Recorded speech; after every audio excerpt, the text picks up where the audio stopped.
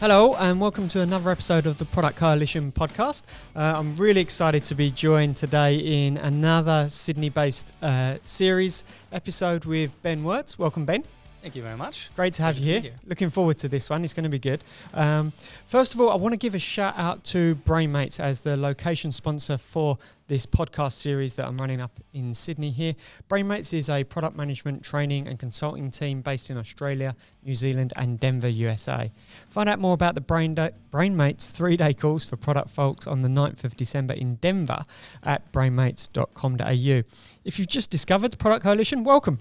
We're a global product management community that started out as a publication at productcoalition.com. Product Coalition also has a Slack community of over 5,000 product managers, and you can join that for free if you head over to productcoalition.com. If you'd like to watch this podcast, me and Ben, you can do so by jumping on YouTube and searching for Product Coalition and giving us a follow there. And it's 100% supported and funded by the community. So if you'd like to support the podcast, the publication, the Slack community, you can buy me a coffee at buymeacoffee.com/productco. Welcome, Ben. Thank you very much. Great to have you. Thank you. It's a pleasure to be here. I'm really looking forward to this session. The topic for us today is hiring PMs and avoiding mishires. Mm-hmm. Before we jump into that though, Ben, with all of the guests in the Sydney series, been opening with a bit of a pub quiz style Sydney-based questions. Let's go. So some people born and bred in Sydney have struggled. Others, immigrants, have done really well. Can I ask, how long has Sydney been your home? For about 5 years now. Right. Yeah, okay. I settled right in. Yeah. Nice. Okay. Well, let's get going. There's just a couple of questions here. So, how many millions of passengers each year does the Sydney ferry system carry? Ferry system. All right. Well, is this an estimation exercise and an interview question? To the nearest 10 passengers. Right. Okay. Sure. Or million. That'll also do. Okay, well, I guess you could argue we've got what do we have? How many? Like 10 ferries, like 10 ferry routes or something, and most of them are about the same size. I reckon they carry about the same amount of passengers, except for the Manly ferries, and I reckon that's about. Let's just take an average of 50. They go every half an hour for about 12 hours a day or something like that. From 6, no, that's not quite right. From 6 to 6, 6 to 9. Let's make it 15 hours. So what is that? That's 15 times 2 times 50. 15 to 30. Yeah. Well, we should have a calculator here. 150 is that about 7,500 people? Yep. And then the Manly ferries that carry about, I want to say, 200 people. Is that no? Wait. They have the counter of 1,000, and they go every half an hour. They're not always full. Let's just say they carry 400 people per trip. They go every half an hour, 15 hours a day or something like that. How much is that? That's I should really have a calculator. I think what you're trying to say is 14 million. Sure. That's you almost had it. Yeah. Yeah. Okay. Exactly. We almost got there. But I love the approach to the answer there. That was most important. Being in the world of product, how do you solve that problem? I like it. Rough breakdown. You can go bottom up, top down. We all had to learn about those questions at some stage. I'm glad these days I'm not getting the master that often anymore. But thanks for calling me out. So another numbers-based question. The cost of building the Sydney Opera House had an original estimate of 7 million Australian dollars. Bargain. What do you think it ended up costing? A little bit of scope creep. See, I'm from Hamburg. We had our own opera disaster where I think the original quote went about 10 times over or something. Right, okay. And the building isn't even as iconic yet as the Opera House in Sydney. I think the Opera House was, in comparison, just in terms of the multiple, it was cheaper. So I think it was 6 or 7 times over or something like that. I want to say 50 million. That was probably more. That was back in the days. I like how you use some assumptions in amongst that. Where did I go wrong? Slight variance though. 102 million, so more than 10 times over. Okay. Yep. pretty sure the Hamburg one, the multiple was bigger. I just got my numbers mixed up then. Yeah, maybe that was it. Anyway, the good folks on that will Google this now will be able to comment and tell us the real numbers. Well, I hope my source of this answer is also accurate as well. Yeah, there you go. So I'm assuming that is accurate. Yeah, indeed. Can I ask, Ben, living in Sydney for 5 years, where's your favourite spot by the water? Favorite spot by the water is actually on the water. I'm a big sailor. Right, so okay. I actually moved to Sydney for the sailing. And so I haven't done a Sydney to Hobart yet, but that's on the bucket list. I think when I moved here, I went sailing at least twice a week. It's one of the most amazing places to harbour. It's beautiful and well renowned for it, and therefore a great place to build an opera house, regardless of the cost. Indeed. Being $107 million. And what's your favourite meetup or conference in Sydney? Well, without touting my own horn, I actually ended up organizing my own meetup, the Product Tank meetup, which I knew from when I lived in London, and they're a fantastic bunch of meetups. And so here I'm bringing practical talks to the product management community, and I think we're about 2,000 people now. In that community, so that's my home, if you like, but I will say big hats off to Brainmates as well for running some fantastic meetups in Sydney, and Elena, who's doing great things with Product Mavens, and I think what really makes the community here that we're quite tight knit. In fact, all the meetups last year, they hosted a sort of common Christmas event, which I couldn't make it at the end, so it was really annoying. But we all collaborated, and from my perspective, the more of those things we have, and the more diversity we have, and the types of events and the speakers we bring in front of the community, the better. So I like mine, but all of them are awesome, and I've been to all of them, and the more the better. Brilliant. You'll be pleased to hear that one of the other guests also mentioned Product Tank when asked that question. So that's very kind. No, it's good to have that advocacy out there. Thank you for running through my pub quiz with me. So we're going to be talking about hiring PMs and avoiding mishires. But first, I'd love for you to introduce yourself and your path. Who decided to hire you along the way? Not many people. Many people. What's been your journey into product? I know, for me, you've got a fascinating background from Germany, UK, now Australia. Love to hear more about it. Sure. So I've been building products and thinking about building products for over 10 years now. And it really started with me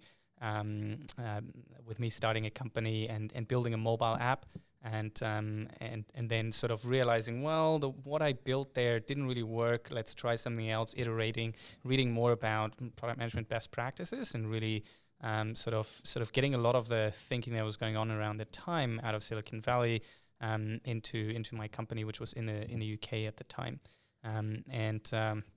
And so then we pivoted. We built from we moved from building a mobile app into building enterprise software, and worked with some of the large organizations there. So quite a substantial pivot. And we were in the sales space, in the CRM and personal CRM space. And so I think we tracked about 80 competitors or so at one time. And then we folded and liquidated the company 3.5 years after we started, and looked at that list of competitors, and it looked all the ones that were still alive, which I think were about 10 or so. They went through basically the same pivot we did, but executed better. And I think none of us had enterprise experience. So what it taught me was that our thinking was going in the right direction. But I really wanted to learn more from about enterprise software and about building companies and products in a better way. So I thought, what better way to do this than joining an organization that has very successful products and picking up some knowledge there. So I was very fortunate that Atlassian decided to sponsor me and get me to build a new product over there in the Jira team, Jira Core, which was sort of the first dedicated product from Atlassian for the non-technical teams. And so that was sort of me moving from being an entrepreneur to and product person to an intrapreneur and senior PM. So Atlassian did decide to hire me. There's some fantastic people there, and there's so much that I learned and so much that I'm grateful for a lot of the people that I met. And then after Atlassian IPO'd, it was sort of time for me to move on, and I ended up falling into consulting. So for 3.5 years, I worked with about 50 companies and was involved now overall in 40 product launches, and sort of helped organizations with product strategy and accelerating their growth, as well as accelerating internal delivery and helping teams and their processes to make progress there. And then started to teach product management as well as at General Assembly, and coach product managers as well, for example, at Airtask and a lot of other organizations. And so many of the product managers, which piqued my interest into this topic, many of the product managers that I coached that I would have hired in a heartbeat were, when I sent them to some companies here in Sydney hiring for PMs, they rejected them, even just not final interview, but just based on their CV. And I felt like there was a lot of organizations that were just their filtering mechanism wasn't quite right. So they had a lot of false positives and a lot of false negatives. And so ultimately I ended up joining Blue Chili as head of product and now chief product officer. And so we're advising startups and other ventures that we build with our internal team of PMs, designers, and engineers. And so we're all about helping them grow, and that involves us building our own team, but also helping the startups create their own product teams, and not rarely they're at some stage asking for, hey, what should I be looking for in a product manager? And so that sort of led me ultimately here and to write about this topic on Product Coalition, and to for us to have a chat about this. It's great to have you contributing to the Product Coalition publication on My Medium. pleasure. It is great. If you head to productcoalition.com and search for Ben's name, you'll find all of his articles on there. Recommend that as a read. So I believe you see some common mistakes that companies make when hiring PMs. Could you talk about that? Maybe, I suppose, from the start of the process when they're thinking about hiring PMs through to the transaction of hiring a product manager. What are you seeing in terms of mistakes along the way? Yeah, sure. So I think the biggest one is really that a lot of organizations seem to think of product management as sort of a standardized role, as sort of a .NET developer or a UI designer, and even there, there's a big spectrum of those engineers. But for product management, what I see is just very standardized job specs. So it feels to me like a lot of organizations look at, someone else is hiring a product manager. Well, let's check out the job specs. What are they looking for? You have conversations around it, and there's usually 3 requirements which I see in almost every job specification for product managers, which I think are all, that's what I've written about, which are all superficial and have actually no correlation with the success of a product manager at the end of the day. The first one being that people want someone with product management experience. It's almost impossible to find even junior PM roles without the requirement of at least 2-3 years product management experience. And product managers, of course, they don't grow on trees. They are, and nobody's born to be a product manager. There's just people who just happen to have the right thinking. And so for example, at Blue Chili, most of the people in our product management team have never been product managers before. But at the same time, they actually need to be product advisors, because if a startup comes to us and we do the product management for them, and then they move on, and we want our startups to be independent, they will they don't know how to do the product management stuff. So we actually need to teach them, right? So in many ways, we need people who are sort of at the senior product management level, but we don't need them to have all knowledge and expertise and experience in all areas of product management. There's very specific areas that we need them to have experience, and they built that up in all sorts of other areas. One of our best PMs, he ran a bar before he joined us as product manager, and he's doing an incredible job. He also ran a growth agency, so there's a little bit of a background there. But I think the key is just having the title product management has no correlation with your success as PM. The other two that I often see is technical experience, so coming from a technical background, and sure, in some cases that helps, but I feel like, reading this, people have this requirement because the product managers need to talk to the engineers, and we want to make sure that the engineers don't bullshit the PMs. And I think that's fundamentally wrong thinking. I find engineers often some of the people with the most integrity in an organization, and PMs also need to interface with sales and marketing and all sorts of other areas, and we don't expect them to have experience and all of that. So I think that's a little bit flawed. And the last thing that I always have to smirk about is industry experience, right? If I'm an organization building something in the insurance space, insurance tech, right, then I want someone to have experience in the insurance space, and that's just problematic because what you want to do with a product manager is build a better product so you can grow faster, and growth comes from differentiation. And differentiation comes from thinking differently.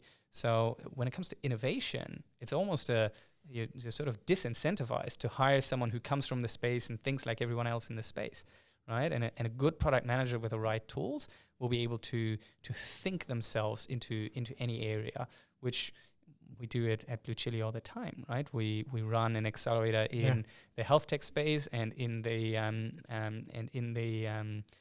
let's say in logistics and sustainability, and then in the property space, and then in the education space. And we can't change our PM team for every accelerator, right? So, but with a consistent set of good practices, they're able to think themselves into a new business model, new problem spaces, everything consistently. And I think that's really important as a product manager, that you've got that skill set. So industry experience in my mind is one of those areas that I would not even think about. Okay, so what I'm hearing here is that there's check your weighting as well. Are you weighting too much on experience or industry? You mentioned skill set, but I'm also hearing there being broad in terms of mindset and having common principles as to how you want your product managers to behave. Is something more higher to be focusing on rather than someone who matches your exact industry experience and subject matter expertise that you're looking for. Yeah, correct. We just before we hitting record on this, we spoke about the dimensions of product management. Right. It's a broad topic. Adrian, who was on the previous recording of the podcast, talked about the fog of product management because, again, there's no clear lines between roles like UI or UX. Even that has a blend I appreciate, but developer, UI, etc. Do you see organisations waiting or worrying too much around a particular dimension when it comes to product management, or that they're not seeing all of the dimensions and respecting them all evenly? I think the challenge is really around realizing where you sit on each spectrum of those dimensions. And there's two organizations that I like to use as an example, which are almost the polar opposites of each other when it comes to product management. And here in Sydney, that's Atlassian and Freelancer. And you'll see very little movement of product managers from one to the other. A couple very, very special people manage that, but I think the way in which a product manager has to work and the way in which they succeed is very different in those organizations. Atlassian, for example, is very, very customer focused, and basically all the designers and even engineers and especially product managers will always think about what's best for the customers and what they want. Whereas Freelancer has a bias towards thinking a little bit more about revenue, and in fact the product managers tend to have a revenue metric as their target. Right. Whereas revenue at Atlassian is still important, but it doesn't get talked about nearly as much as the customer, because the philosophy is if you make the customers happy, then the revenue will follow. And in fact, in many ways, my team and other teams have made decisions that were in favor of the customer and sort of for that sacrificed a little bit of revenue. But we all and we thought customers would feel much better about making a decision that way. The other dimensions are sort of, how collaborative you have to be as a product manager.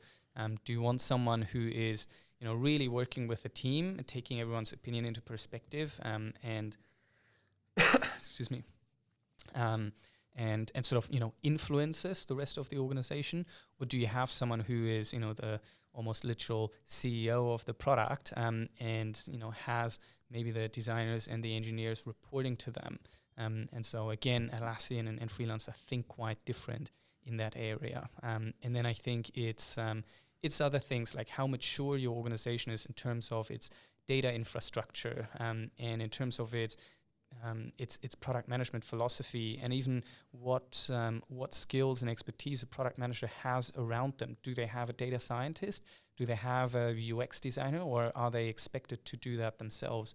And then, of course, you've got the different stages of the product. The vision side and the new products 0 to 1 versus just what I call growth product management of taking something iteratively with small experiments to higher conversion rates, and just focusing on that as opposed to implementing completely new value that your product adds. So it's been interesting you talking through there how some of the almost the business models of those two businesses as examples shape the context for what they're looking to hire for, and what their core metrics of success are. Do you believe that similarly it takes a different type of product manager to work in a VC startup based business, and by that I mean a completely different type of product manager to one that works for a public huge organization?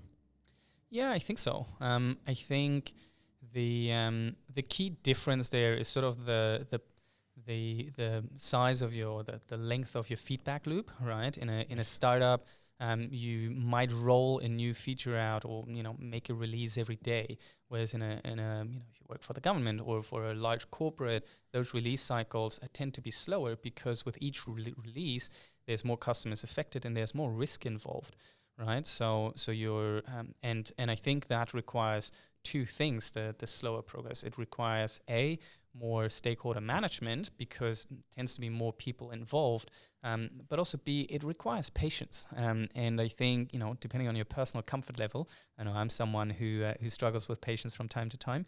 Your personal comfort level might, skew you more like as a better fit towards one or the other. Okay. I imagine similarly if you're working in a highly regulated or governed environment, it takes a different type of person as well.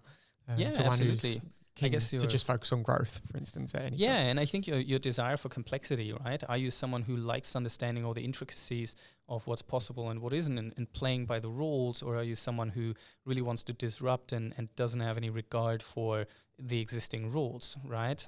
If you love working in government, then you probably like rules and compliance and all the stuff. Whereas if you want to work for Uber or Airbnb, right, companies that really try to push the boundaries of the regulations a little bit, and were sort of pretty early in the space and required a little bit of regulational adjustment, you might not be as comfortable with some of the decisions that get made, even if they and I'm not going to comment on that, whether they have, whether you think they're going to have a positive or a negative impact on people. What are some, do you believe there's some key traits that you look for in product managers, regardless of the different types of businesses you're looking to put them into? Yeah, I think the key traits of, and this is, my style of product management, and what I would look for if I would build a team, is really that someone is a good communicator, right? Because they need to communicate with customers and with stakeholders, and communication is also sort of a key area of leadership, right? And especially the more senior the product people become, they have to become even better communicators and leaders. But also I'm looking for a certain amount of empathy, right? Because you're working with a customer and you need to have this desire to make life better for them. So, some empathy helps with that. But you also need to have empathy for your team, especially the engineering team, and just the needs generally of people that you work with. So you're a little bit realistic and take their needs in the whole delivery into consideration, and their state of mind as well, so you know how to work with them. And then the last thing is really analytical skills and analytical thinking in general, so that you can take some emotion and also your personal opinions out of a process, and look at not necessarily data, but look at facts, right? When you're running customer interviews and identifying the patterns in there. But beyond that, I think the what I look for in product managers always really depends on not just the organization and the gap that I have to fill, but also what I've already got around myself in the team, right? So this is where I sort of started building a little bit of a framework to look at, where are the gaps in my team? What am I really missing? Where are the blind spots of the team? And what do I need filled, right? And so instead of hiring sort of a consistent archetype of product manager and hiring that type of person over and over and over again, I look for much more diversity in the team so that I know that the team as a whole is prepared for all sorts of circumstances and challenges.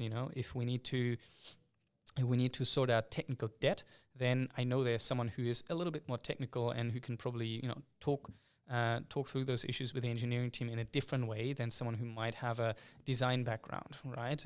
If I know there's someone focused on growth and likes, really the very fast feedback loop and getting things out as fast as possible, and we have a very long strategic process, and I won't necessarily put that person on it unless I really have to, right? So everyone's suited to slightly different challenges and projects, and I think it's because you'll have a range of challenges in your in your product and or your portfolio. I think it's important to have a portfolio of product managers and as well that are sort of suited to all of those things, and that can learn from each other instead of just having a very consistent type. What I'd see could be an easy mistake for product leaders to make with that in mind is you've got a great product person, they leave the organisation after a couple of years, and you put the same job description out to the market that you put out 2 years ago, and you're not reflecting your current needs within the team. I can imagine it's easy to do, but you're not going to get the great outcomes of really tuning that position for what you're looking for now. Yeah, correct. I think it's very important to reflect on why, maybe the star performer in your team or someone who, you're sorely missing in your team, why they succeeded in that role, how the circumstances of the product and the role in the organization at the time, and that person's not just skills, but general experience, way of thinking and personality, how that was all very much aligned, right? And then reflecting on, is this still the case? What we had 2 years ago, has our product moved? Has our organization evolved? And we'll really benefit from just hiring a one-for-one replacement. And so for us, for example, recently we had a great product manager who was destined for a role somewhere else, and I knew this very early on, and we had a very transparent conversation around this, and it was a really big opportunity for him, and where we were at the time, there were a bunch of things that we lost and wanted to replace, but there was also things where we thought, actually, for the challenges ahead, it'd be awesome to have something slightly different there, and we ended up finding the perfect fit. Nice. Sometimes these things work out. Can I ask, do you hire differently for product managers that you would hire as consultants that go into businesses versus product managers that are embedded in a business as an employee? Do you look for differences?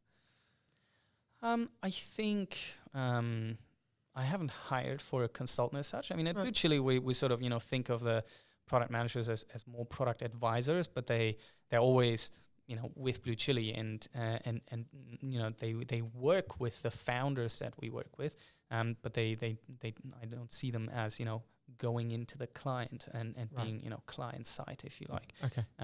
So in that regard, I'm not sure. But when I look at myself and how I've done consulting over time with the different organizations that I worked with, yes, there's probably some things that made me a better fit than some other PMs, and some other PMs might not succeed in that.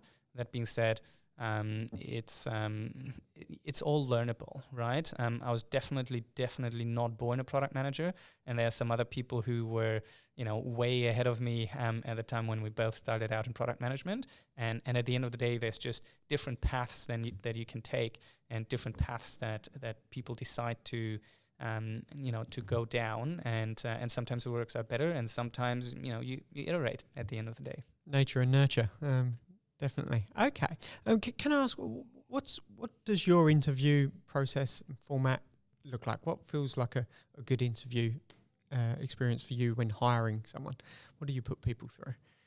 Yeah. So the title of my blog post is actually Moneyball for hiring product managers. Great. Sort of in analogy to the book over there. And so I sort of walk through the bias I want to take out of it, and how I then filter. And I think of the whole recruiting process as something that's meant to minimize the false positives and the false negatives in your process, right? To ultimately arrive at a good product management hire. And so the first thing is really, again, thinking about where the blind spots and the gaps in your team and your organization where you're at, and sort of defining the top 3 strengths that you want to hire someone for, as opposed to making this a box checking exercise, right? So I want new strengths in my team. What do I look for? And then I define the interview script from there. And then also when I scan CVs, I sort of look for that. So for example, for us in Blue Chili, right, where a product manager has to work with multiple in multiple industries, like every year, in various different business models. I, for example, look for someone who has been not just in one organization doing one thing for a long time, but someone who has jumped around a little bit and, ran a bar and a growth agency and has done lots of other things in the past, right? Or has worked in telecom communications, and has worked in media, and has worked in has maybe run their own agency and that sort of stuff. So, especially founders, they always make great product managers, almost always, just because they think outside the box, and they tend to explore lots of ideas and tend to be pretty analytical. If they can keep their own emotions out of it, I would say. And of course, I'm biased there because I'm a founder myself.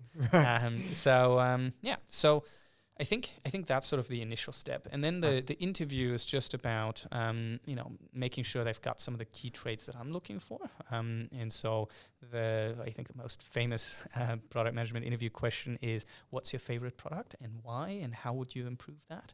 And I still like asking that one because it sort of tells you very quickly, within even the first minute, if someone is starting to think about the problem first and how a solution makes something better, faster, or cheaper, or whether they are attached to certain features, or maybe the way it looks, and is sort of a little bit superficial in their analytical process there.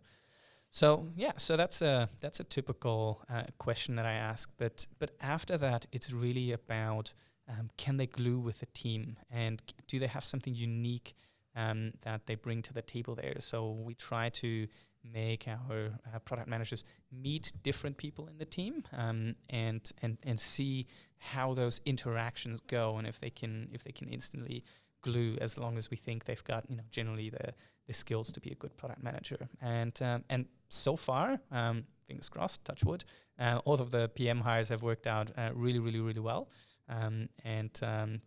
But look, ultimately, every organization has to look for something slightly different, and so therefore, every interview process, even for different PM roles at the same company, probably have to look slightly different. I love the inclusiveness that you mentioned there around putting the product manager in front of other members of the team.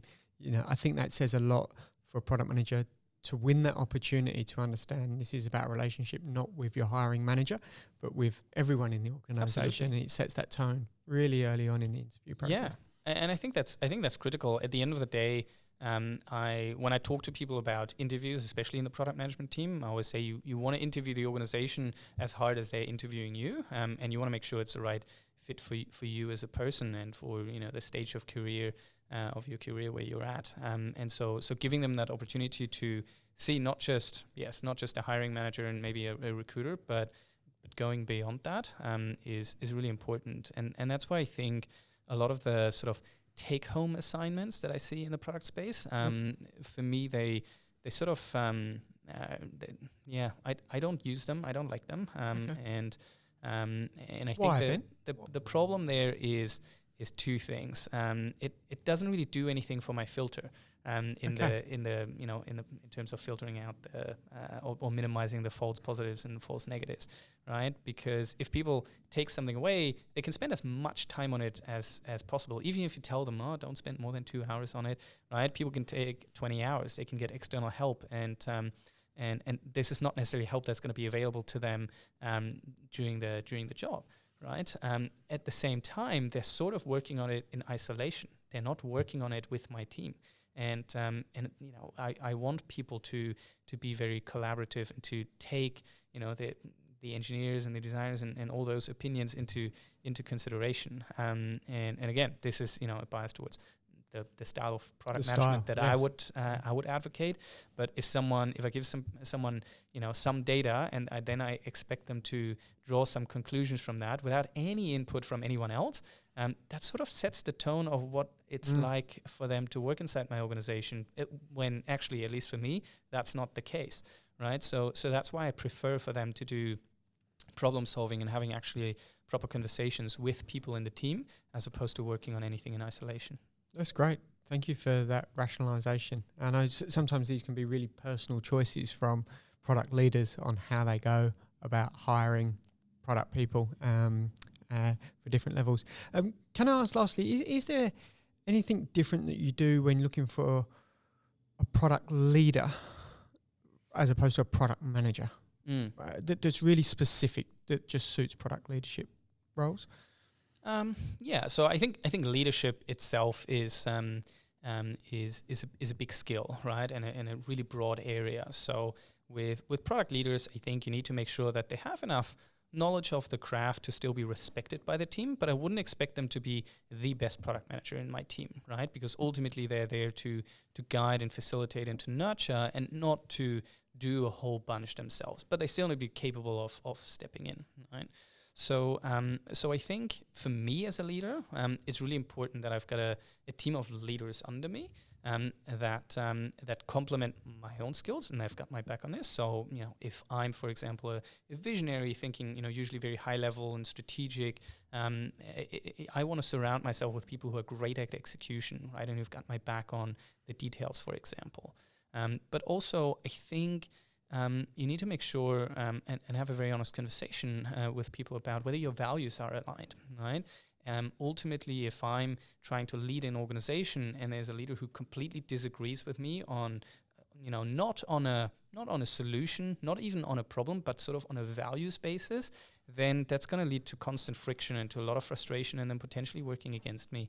So I think those are the most important things. Other than that, if they are a capable product manager, they can make a great leader. And personally important to me is that they are someone who is actually willing to develop a team and to nurture people, which is ultimately a big value of mine, and something where I had my heart broken with managers in the past, and it's a totally fair decision if someone says that's just not what I want to do. But it's something that is a big part of my value system. So I want to see that in my leaders as well, that they want to develop people and nurture them. And the product management space being so big, right? And especially senior product managers, they want a way to grow and to keep growing. I think it's really important that you've got some broad knowledge and that you're able to contribute something there, or at least point people into the right direction. Brilliant. Thank you very much. Thanks for sharing so much of your personal style in this interview as well. I really appreciate you sharing exactly what you're looking for, how you're thinking about hiring. It's been great to get something that's really personal to you shared and out there. I think the product management works very different in every organization, right? So ultimately, every leader has their own style and their own way of thinking about product management. And I think we just need to get that awareness that our style is ultimately just our style. And then see if what people are a fit for us and what organizations we want to work in. Brilliant. Thanks very much, Ben. Thank you, Jay. You enjoyed this? Yeah, real pleasure. It's been good. Let's do it again It's been good sometime. fun. We've blown through the time, which is great. Thank you to everyone who's listened and joined us in this session. Thank you to yourself, Ben, for sharing so much. Please check out Ben's writing on the Product Coalition as well. And thank you for contributing that to the community. It means a lot. Product Coalition is nothing without the people who write. So thank you to everyone for listening, and I look forward to sharing another guest next week, which should be good. I'm in Sydney for 4 more recordings. Ben, you're number 5, I believe. So Wonderful. I'm looking forward to sharing another 4 out with you all. That's all for now. Thanks very much. Cheers. Thank you.